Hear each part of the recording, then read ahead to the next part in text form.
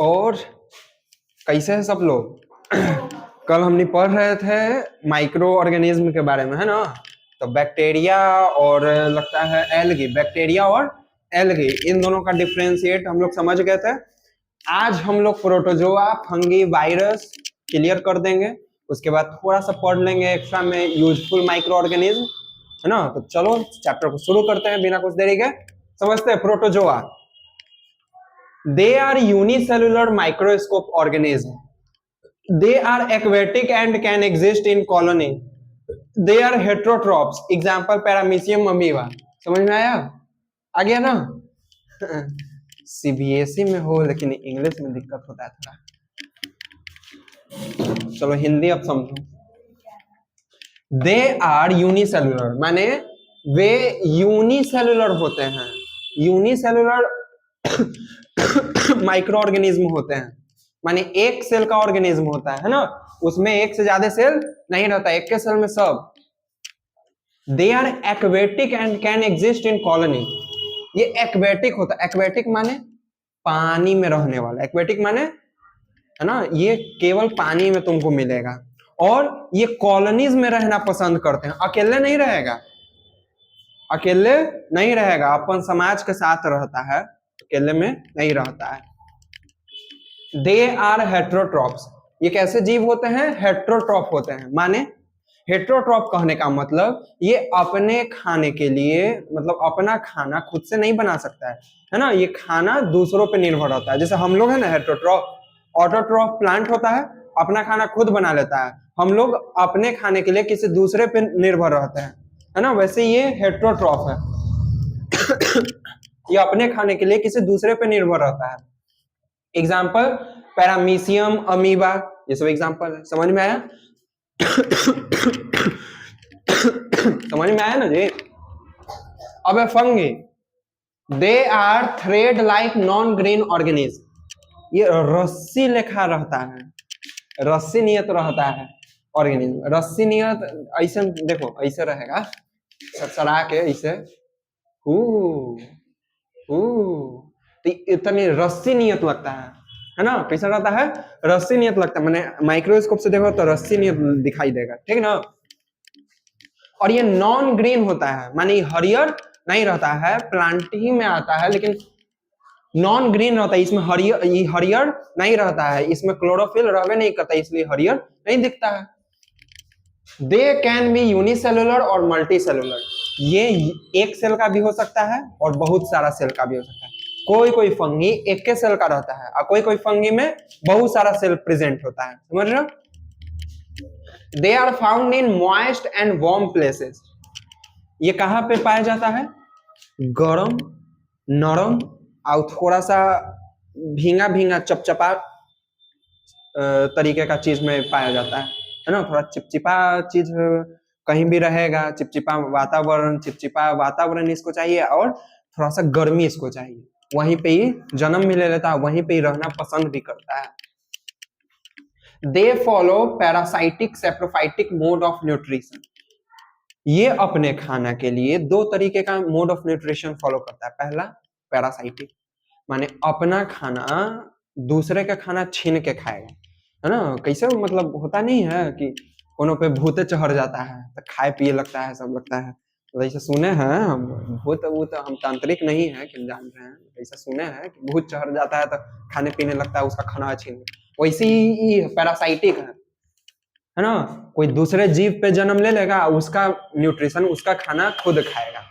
नहीं तो दूसरा एक फॉलो करता है सेप्रोफाइटिक, माने ये सड़ल गलल चीज पे उग जाएगा, है ना? और ज्यादातर देखना तो बारिश के दिन में मशरूम, ये सब एग्जांपल है। मशरूम ईस्ट हो गया, मशरूम जो खाते वो भी ऐसे भी मशरूम उगता है ना, छतवानिया उगता है कि नहीं? देखना सड़ल गलल गोबर रहेगा, चाहे बांस के पल्ली रहेगा, वो सब पे उग जाएगा। सड़ल गलल पे उगता है कि नहीं उगता है?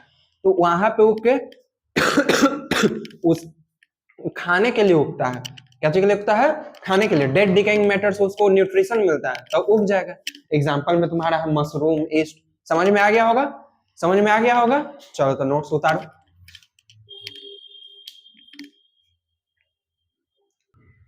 तो अब हम लोग पढ़ेंगे वायरस के बारे में, जो कि बताए थे कि माइक्रो ऑर्गेनिज्म को 4 ग्रुप में बेसिकली बांटा गया था, है ना, बांटा गया था ना, बैक्टीरिया, एल्गी, प्रोटोजोआ और फंगी, है ना।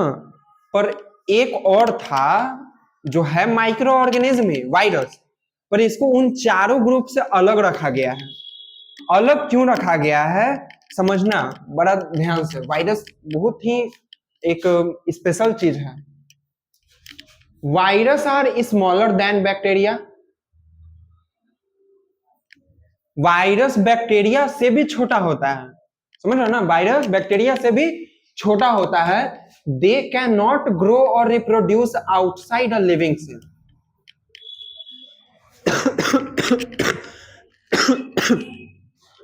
कोई भी वायरस लिविंग सेल के बाहर ना तो बढ़ पाएगा ना तो रिप्रोड्यूस कर पाएगा, ना तो बढ़ पाएगा ना तो 1 से 2, 2 से 4 हो पाएगा।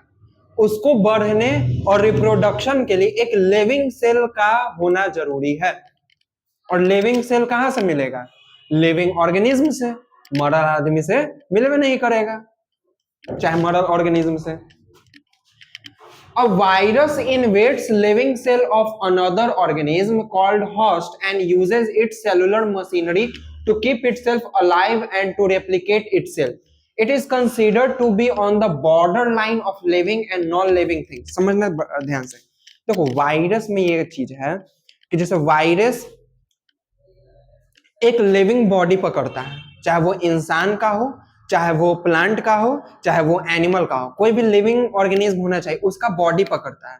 अगर गलती से या कैसे भी वायरस उस बॉडी के अंदर गया तो उस बॉडी में जो भी लिविंग सेल है उसको अपना गुलाम बना लेता है। सेल हमारे बॉडी में क्या करता है? सेल एक सेल से 2 सेल, 2 सेल से 4 सेल होता है ना जी, जिसके कारण हम लोग ग्रो करते हैं। अब वायरस क्या करेगा? उस लिविंग सेल को ही गुलाम बना लेगा। उसका जो सेलुलर मशीनरी है, माने उसका जो पावर है, 1 सेल से 2 सेल होने वाला, वो अपने लिए यूज करता है। वायरस लिविंग सेल को अपना गुलाम बना लेगा और लिविंग सेल 1 से 2 गो अपने न करके 1 से 2 गो वायरस को करने लगता है। जैसे कोरोना वायरस आया था ना, है ना, क्या था वो? जैसे अंदर आता था 1-2 गो कोरोना वायरस अगर शरीर में घुस आया तो पूरा शरीर में कोरोना वायरस उस सेल को ही अपना गुलाम बना लेता है, जिसको कहते हैं होस्ट, है ना। क्या कहते हैं? होस्ट।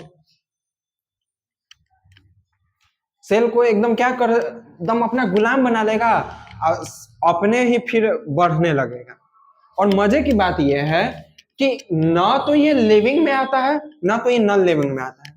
मान के चलो कि कोई, देखो बाहर का जो एनवायरनमेंट है ये तो नॉन लिविंग है ना। लिविंग कौन? इंसान, जानवर और पेड़ पौधा, है ना, यही सब लिविंग है ना।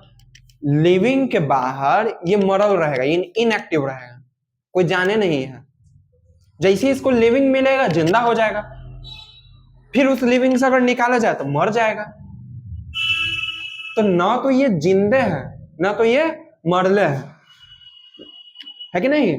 और बढ़िया से बोलना है तो ना तो ये लिविंग है ना तो नॉन लिविंग है, समझ रहे हो ना। तो ये जीवित है ना तो ये मरले है, ये एकदम बॉर्डर बीच बीचवा में है, जहां इसको लिविंग सेल, लिविंग ऑर्गेनिज्म में मिला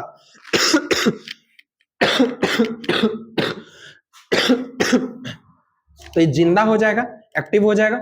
जहां इसको नॉन लिविंग चीज मिला, मतलब लिविंग नहीं मिला, तो ये नॉन लिविंग हो जाएगा। समझ रहे हो ना। ये होता है वायरस, इसलिए ये थोड़ा सा अलग है सबसे, है ना। सब माइक्रो ऑर्गेनिज्म में क्या था कि सब तो भाई अपना बाहर भी एक्टिव था, शरीर के अंदर चाहे किसी के अंदर भी गया तब भी एक्टिव है। ये बाहर में इनएक्टिव रहता है। इसको जैसे लिविंग ऑर्गेनिज्म या लिविंग सेल मिल जाएगा तो ये एकदम फरफरा के चालू हो जाएगा, अपना काम स्टार्ट कर देता है। और जैसे इसको लिविंग सेल मिलता है, पहले काम ये करता है, जो भी बॉडी का सेल रहेगा उसको अपना गुलाम बनाएगा। और दूसरा काम ये करता है कि हम झरझरा के अपने फैलने लगेगा, 1 से 4, 4 से 8, 8 से 16 एकदम तुरंत होने लगेगा और पूरा बॉडी पे कैप्चर कर लेगा। समझ में आ रहा है? एग्जाम्पल है इसका इन्फ्लुएंजा वायरस या tobacco virus. Tobacco mosaic virus होता है influenza virus, tobacco mosaic virus etcetera. समझ में आया? चलो तो नोट्स उतारो।